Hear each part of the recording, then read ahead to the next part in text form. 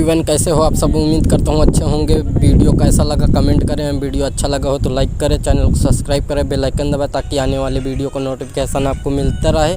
तो मिलते हैं नेक्स्ट वीडियो में, तब तक के लिए बाय बाय।